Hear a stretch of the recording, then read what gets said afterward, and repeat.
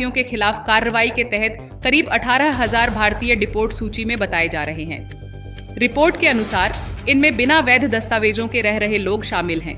कार्रवाई के दौरान कई प्रवासियों में भय का माहौल है और कई परिवार भविष्य को लेकर चिंतित हैं। अमेरिकी प्रशासन लगातार अवैध प्रवासियों की पहचान कर कार्रवाई कर रहा है, जबकि प्रभावित। Hi friend, welcome to daily blog उभरता भारत चैनल। मैं हूं आपकी होस्ट रूबी ठक्कर। तो दोस्तों, अमेरिकी राष्ट्रपति डोनाल्ड ट्रंप ने प्रवासियों को डिपोर्ट करने की मुहिम फिर से शुरू कर दी।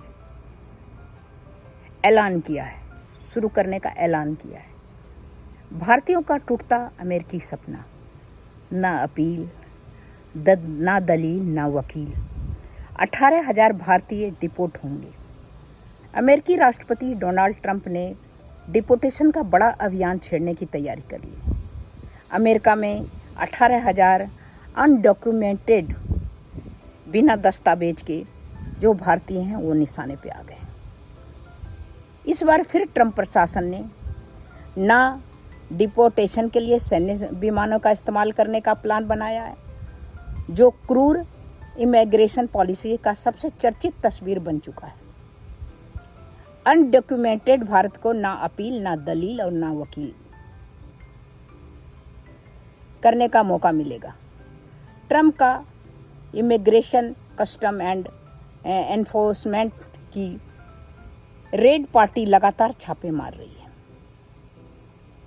न्यूयॉर्क में इमिग्रेशन अटॉर्नी गैम स्किल्ड हालात का बयां करते हुए कहा कि मैं 30 साल से प्रवासी के केस लड़ता हूं। बिना दस्तावेज वाले किसी भी प्रवासी को अपना पक्ष रखने की छूट मिलती है, लेकिन प्रशासन की अराजकता और आईएस के छापों के बाद प्रवासियों को सीधे डिटेंशन सेंटर भेज दिया जाता है। अमेरिका में संघीय व्यवस्था के कारण है और इन 1880 लोगों पर बहुत गंभीर आरोप लगाए हैं ये कि इन लोगों ने वीजा नियमों का उल्लंघन करके रेंटल प्रॉपर्टी से दूसरी कमाई कर रहे हैं लोग, और अमेरिका के लोगों की नौकरियां छीन रहे हैं और घर भी छीन रहे हैं। तो इस पोस्टर के वायरल होते ही जो अमेरिका में हमारे इंडिया के जो लाखों लोग हैं जो H-1B वीजा पर हैं, उनके अंदर बड़ा डर का माहौल है। अब वो इस बात से डरे हुए क्या उनका वीजा कैंसिल हो जाएगा या उनको इंडिया डिपोर्ट कर दिया जाएगा। तो आज इस वायरल जो क्या ये गैर कानूनी है क्या, सारा असलियत जानेंगे आज इसकी। दरअसल अमेरिका में कुछ ऐसे संगठन हैं, कुछ सोशल मीडिया ग्रुप हैं जो विदेशी कामगारों के खिलाफ, यानी खासकर इंडिया के जो H-1B वीजा होल्डर हैं उनके खिलाफ कैंपेन चला। बड़े लैंडलॉर्ड बन गए। मतलब इस पोस्ट में दावा किया गया कि इन लोगों का पूरा कच्चा चिट्ठा अमेरिका की जांच एजेंसियों को सौंप दिया है, DHS को, USCIS को, ताकि इनका वीजा रद्द किया जा सके। अब सवाल ये उठता है कि इस दावे में सच्चाई कितनी है। जो अमेरिका सरकार है उसने इन 1800 लोगों के खिलाफ, 1880 के खिलाफ कोई एक्शन लिया नहीं लिया।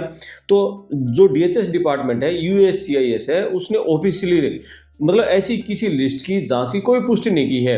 मतलब ये एक तरीके से एक टारगेटेड कैंपेन है इंडियन के खिलाफ है, जिसका मकसद ये है कि इन भारतीय लोगों में खूब पैदा करना है। लेकिन यहाँ कानून को समझना बहुत जरूरी है। अमेरिका का जो इमिग्रेशन कानून है, जो USCIS के रूल्स हैं, उसके मुताबिक जब कोई आदमी H-1B वीजा पर अमेरिका में जाता है या अमेरिका आता है तो केवल उसी कंपनी के लिए काम कर सकता है जिसने उसका वीजा स्पॉन्सर किया है। इसे कहते हैं एक्टिव इनकम, यानी जिसके लिए आप रोज ऑफिस जाते हो, सैलरी लेते हो या कोई एक्टिव बिजनेस चलाते हैं। मतलब आपका वीजा जिसने स्पॉन्सर किया आप उसी के लिए काम करोगे। तो H-1B वीजा होल्डर के लिए किसी दूसरी कंपनी में पार्ट टाइम जॉब करना या खुद की दुकान चलाना पूरी तरीके से इलीगल है, गैर कानूनी है। लेकिन अमेरिका का कानून एक और चीज की इजाजत देता है जिसे कहते हैं पैसिव इनकम, यानी निष्क्रिय आय। इसका मतलब है आप अपनी बची हुई पूंजी को कहीं निवेश कर सकते हैं, इन्वेस्ट कर सकते हैं और उससे मुनाफा भी कमा सकते हैं। अमेरिका कानून के तहत H-1B जो वीजा धारक है वो लीगली तौर पर अमेरिका में कितनी भी प्रॉपर्टी खरीद लो, घर खरीद लो, मकान खरीदो, कुछ खरीदो, शेयर मार्केट में पैसा भी लगा सकते हैं। कानूनन घर खरीदना, उसे किराए पर देना, ये पूरी तरह से लीगल है, कोई गलत नहीं है। तो विवाद किस बात का है? सवाल तो ये नहीं विवाद किस बात का, विवाद है एक बारीक कानूनी शर्त का, जिससे जो हमारे इंडियन इमिग्रेंट है उनको समझना बहुत जरूरी है। अमेरिका में जो इंडियन आईटी प्रोफेशनल है अपनी मेहनत सूझबूझ के लिए जाने जाते हैं, भी मेहनती लोग हैं। जब वे कुछ साल वहाँ अमेरिका में रहते हैं तो पैसे जोड़ लेते हैं, और पैसे जोड़ में इंडिया के लोगों की आदत है कि रियल एस्टेट में इन्वेस्ट करना, वो रियल एस्टेट में इन्वेस्ट कर लेते हैं। लेकिन कानून ये कहता है कि जो H1B वीजा धारक है ना, वो अपनी जो रेंटल प्रॉपर्टी है उसको एक्टिव मैनेजमेंट नहीं कर सकता। खरीद तो सकता है लेकिन एक्टिव मैनेजमेंट नहीं कर सकता। मतलब कैसे? यानी आप खुद किराएदार ढूंढने के लिए विज्ञापन नहीं निकाल सकते, आप खुद जाकर घर की मरम्मत नहीं कर सकते, आप प्लम्बिंग का काम नहीं कर सकते, आप खुद हर महीने किराएदार से जाकर भी, आपका मकान है जो किराएदार है उससे किराया नहीं ले सकते हर महीने जाके। अगर आप ऐसा करते हो तो ये एक्टिव बिजनेस माना जाएगा, जो वीज़ा नियमों का उल्लंघन होगा। तो फिर भारत के जो लोग हैं वो इस नियम का पालन कैसे करते हैं? दरअसल क्या, बहुत ही सिंपल है। इसके लिए अमेरिका में प्रॉपर्टी मैनेजमेंट कंपनीज यानी पीएमसी होती है। जो इंडिया के जो मकान मालिक हैं वो इन कंपनियों को एक छोटी सी फीस देते हैं और किसी भी कंपनी को हायर कर लेते हैं। अब मान लें कोई किराएदार ढूंढना है, रेंट एग्रीमेंट बनवाना है, घर की मरम्मत करना है, प्लम्बर का, बिजली का, किसी का भी हो, ये सारा काम फिर वो कंपनी करेगी, किराया भी कंपनी लेगी। जो इंडिया की वीजा है उसके खाते में सीधे बैंक ट्रांसफर से किराया आ जाएगा। ये तरीका 100% कानून है। जो अमेरिका की अदालत है वो भी इसको सही मानती है। अब अक्सर लोग ये पूछते हैं कि ये प्रॉपर्टी मैनेजमेंट कंपनी है, ये असल में काम कैसे करती हैं जिससे H1B वीज़ा नियमों का उल्लंघन नहीं होता? तो बिल्कुल आसान भाषा में इसको भी समझते हैं। जब एक इंडियन वीज़ा धारक जो H1B वीज़ा है वो घर खरीदता है तो खुद को पूरी तरीके से बैक सीट पर रख लेता है और रजिस्टर्ड लाइसेंस जो पीएमसी कंपनी है, प्रॉपर्टी मैनेजमेंट कंपनी, उसको एक एग्रीमेंट उससे साइन कर लेता है। तो इस एग्रीमेंट के बाद जो किराएदार से वो खुद दूरी बना कर रखता है, वो सारा काम जो किराएदार का आपस में कोई सीधा संपर्क, कोई बातचीत इसकी नहीं होती जिसका मकान है। मतलब वो सारा काम फिर वो कंपनी करती है, पीएमसी। मतलब वो किराएदार को ये भी नहीं पता होता इस मकान का असली मालिक कौन है। रेंट का कलेक्शन करना, जैसे हर महीने की पहली तारीख को जो किराएदार है वो सीधे पीएमसी को ऑनलाइन पोर्टल पर रेंट भेज देता है। कंपनी अपना 8 से 10% जो उसका कमीशन है, कमीशन काटती है और जो बाकी बची हुई रकम है मकान मालिक के खाते में वो पैसिव डिविडेंड की जो तरह है वो ट्रांसफर कर देती है। इमरजेंसी मेंटेनेंस है, रात के 2 बजे भी ना घर का में रहकर निवेश करना पूरी तरीके से कानूनी है। जब भी कोई इंडियन पेशेवर है, प्रोफेशनल है, अपनी रेंटल इनकम को टैक्स रिटर्न में ये घोषित करता है, अभी मेरी ये टैक्स मतलब रेंटल इनकम है, तो फॉर्म 1040 शेड्यूल ई का इस्तेमाल करता है। शेड्यूल ई, इसके बारे में बात करें, ये फॉर्म है ना स्पेशली जो सप्लीमेंट इनकम है यानी रेंटल प्रॉपर्टी है, रॉयल्टी है, पार्टनरशिप है, उससे होने वाली जो निष्क्रिय है पैसिव इनकम, उसके लिए बनाया है।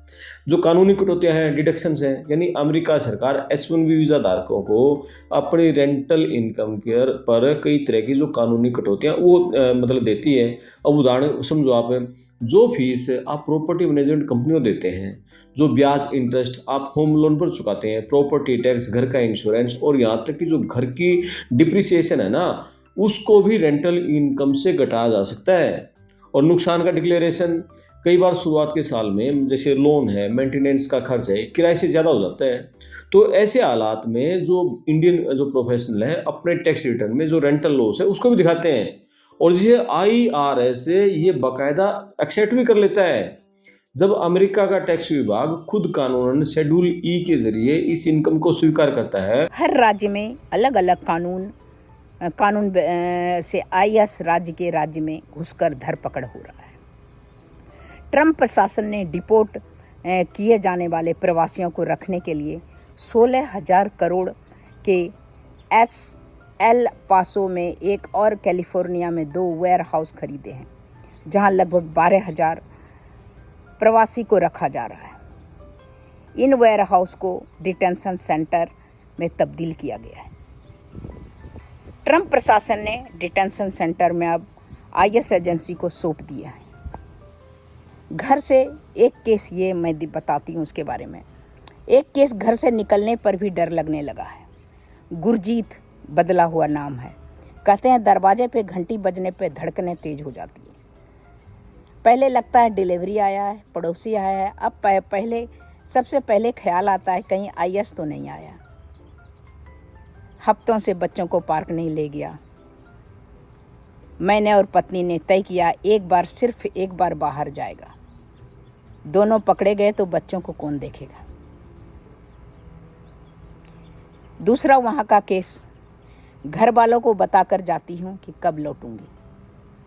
मनदीप कौर बदला हुआ नाम, कहती है हमने ज़रूरी दस्तावेज की फ़ोटोकॉपी एक जगह रखी है, एक इमिग्रेशन वकील के नंबर लिख कर रखा है। हर सुबह काम पर निकलने के लिए घर वालों को बताकर जाती हूँ कि कब लौटूंगी। कभी कभी सोचती हूँ ना काम पर जाऊँ, लेकिन नहीं गए तो घर का किराया और यहाँ का खर्चा अमेरिका का कैसे चलेगा। जैसे साबिर अली है, बदला हुआ नाम, मोबाइल रेड और धरपकड़ के मैसेज।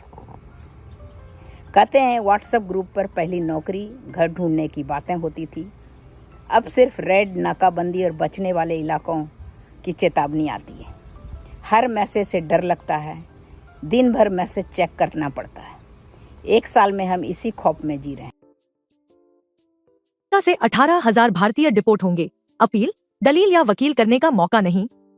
अमेरिकी राष्ट्रपति डोनाल्ड ट्रंप ने डिपोर्टेशन का बड़ा अभियान छेड़ने की तैयारी कर ली है। अमेरिका में 18,000 अनडॉक्यूमेंटेड, बिना दस्तावेज भारतीय निशाने पर आ गए हैं। इस बार भी ट्रंप प्रशासन डिपोर्टेशन के लिए सैन्य विमानों के इस्तेमाल की तैयारी में है, जो उनकी सख्त इमिग्रेशन नीति की सबसे चर्चित तस्वीर बन चुका है। अनडॉक्यूमेंटेड भारतीयों को न अपील, न दलील और न ही वकील करने का मौका मिलेगा। ट्रंप की IC, immigration customs and enforcement की टीमें लगातार छापे मार रही हैं। भास्कर ने अमेरिका के 4 शहरों न्यूयॉर्क, टेक्सास, कैलिफोर्निया और न्यू जर्सी से ग्राउंड रिपोर्ट की। इसमें सामने आया कि डिपोर्टेशन अभियान ने बिना दस्तावेज वाले भारतीयों की जिंदगी पूरी तरह बदल दी है। डिटेंशन सेंटर में बंद लोगों के साथ दुर्व्यवहार की कहानियां भी सामने आईं। अमेरिका से 18,000 भारतीय डिपोर्ट होंगे, अपील। पता नहीं ये कब तक चलेगा। डिटेंशन सेंटर में जुल्म की कई कहानियां। मोहन, बदला हुआ, मेरे पड़ोसी प्रकाश और भाइयों को पिछले महीने आईएस ने पकड़ा, फिर टेक्सास में रखा। हमें डिटेंशन सेंटर में उसके साथ बुरे बर्ताव का खौफनाक बात भी बताया। कई दिनों तक सूरज की रोशनी नहीं देखा। कुल अवैध प्रवासियों में भारतीय तीसरे नंबर पर है। जून 2026 में 1076 को डिपोर्ट किया। इसके बाद 3,567 को। भारतीय अवैध प्रवासियों का तीसरा नंबर है, 7,25,000। तो दोस्तों, आपको क्या लगता है, अमेरिका आना चाहिए? आना अच्छी बात है, सपना टूटेगा नहीं। आप प्रॉपर चैनल से आएंगे तो ये हो सकता है कि आपका नंबर नहीं आए, पढ़ने के लिए आए, एजुकेशन के लिए आए, लेकिन उसमें बहुत मोटा अमाउंट लगता है। तो बेटर है कि आप अमेरिका आएँ तो प्रॉपर तरीके से आएँ। पढ़ने में भी कहीं पर आप अच्छे पढ़ाई कर रहे हैं या जीआरई दे रहे हैं, अच्छे स्कोर आ रहा है, हर यूनिवर्सिटी में अप्लाई कीजिए। हर जगह यहाँ भी ज़रूरत है, क्योंकि यहाँ पर भी पैसा चाहिए यूनिवर्सिटी को, तो बुलाएगा। तो इस तरह प्रॉपर चैनल से आए तो ऐसे सिचुएशन से आप लोग को नहीं गुजरना पड़ेगा। तो मेरा तो अपना ख्याल है कि अगर आप आएँ, सपना देखते हैं तो सपने को साकार करने के लिए आप मेहनत करें, तब आएँ। तो यहाँ का ज़िंदगी है, टेंशन वाला है, हर काम खुद करना पड़ता है हाथों से, लेकिन यहाँ पर लाइफ अच्छी है, बुढ़ापा अच्छा रहेगा, मेडिकल फैसिलिटी मिलेगा आपको। हर प्रॉपर चैनल से आएंगे तो हर सुविधा का आप लाभ उठा सकते हैं। बेरोजगारी भत्ता भी मिलेगा। तो प्रॉपर चैनल से आएँ तो ज़्यादा अच्छा है।